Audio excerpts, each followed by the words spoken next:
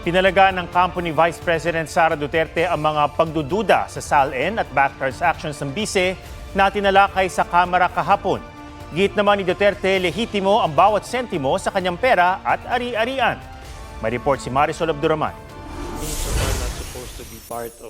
Sa pagdinig ng House Committee on Justice kahapon, lumalabas na tila hindi raw nagtutugma ang mga halagang nakalagay sa SALN sa mga bank transactions ni Vice President Sara Duterte. Meron din daw mahigit 600 covered at suspicious transactions sa mga bank account ng BICE at kanyang asawa na nagkakahalaga ng 6.7 billion pesos, batay sa testimonya ng Anti-Money Laundering Council o AMLAC. Pinalagan niya ng kampo ng BICE. Para po sa amin, actually, wala naman pong hindi nagtutugma. Perhaps it's just the way that things were presented. Suspicious transactions does not equate to any wrongdoing or unlawful activity. Perhaps the bank thought or tagged it as suspicious, so umakyat sa AMLAC. Hindi naman ibig sabihin nun, illegal na kaagad, or may money laundering na kaagad, or may krimen na kaagad. Anila, lumaki ang halaga dahil sa pinagsama-sama ang mga transaksyon sa mahigit 18 taon. Kasi aggregate yung ginagawang number. So lahat ng inflows dyan, lahat ng outflows dyan, ina-add up lang. Kaya may tendency talaga na maging bloated yung figures. But it is not determinative or conclusive as to magkano ba talaga yung nasa loob ng account. Giit nila, nagdeklara rin daw ang BICE ng cash on hand and in bank sa kanyang SALN. Taliwas sa sinabi ng pagdinig ng House Justice Committee. She disclosed because it was all lumped under yung others. Kasi sa personal items, kung makita nyo dun sa SALN, nakasulat dun vehicles, or others, ganyan. So yung cash in bank, kasama siya dun sa others.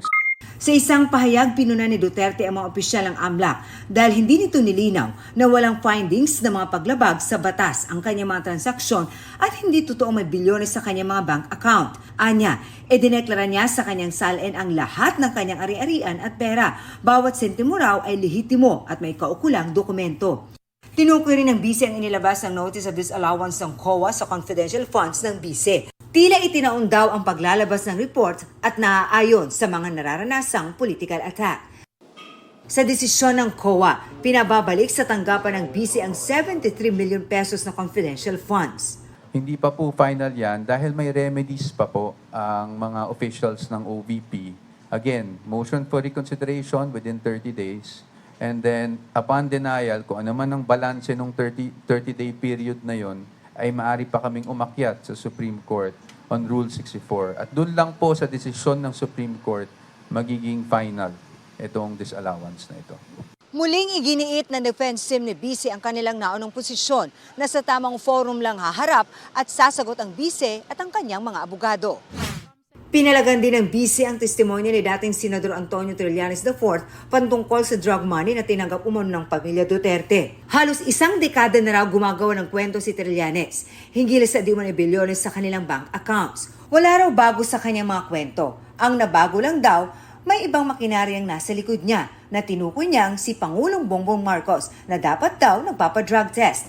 Pati na rin ang mga tinawag ng BICE ng mga law bender, ng mga kongresista na tumatanggap ng mga maleta at paulit-ulit na binabaliwala ang constitutional limit.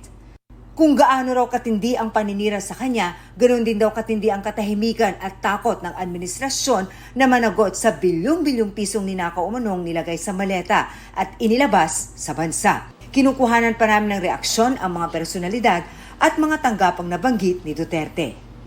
Marisol Abduraman, GMA News.